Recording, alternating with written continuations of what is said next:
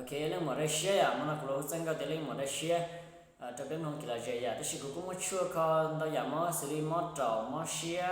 thì mò tao gửi tới à, giờ nó tới sốt chả nó sau đó cũng có sốt tông giờ sườn ó sườn cha cha bao chưa bé chưa gì sườn ó sườn cha cha bao chưa bé chưa gì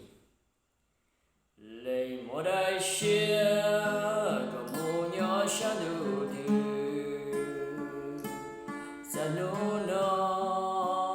bỏ có chiều phê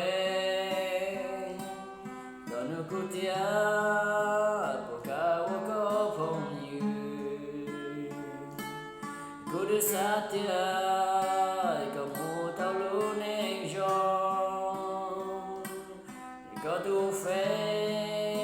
như show để có sinh để có được gì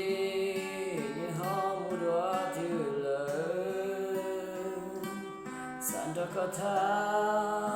lo tao do you vì cho ý cha cũng boy nhớ họ bao cha có đây đua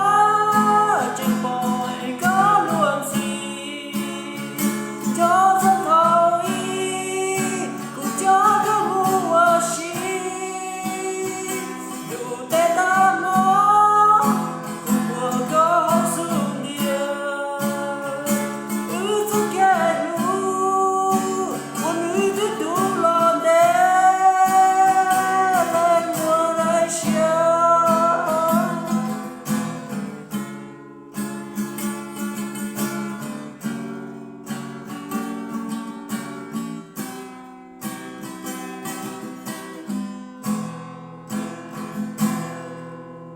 kêu chân đau ya, phát sinh đau theo, không có đau đau ở xí là kêu,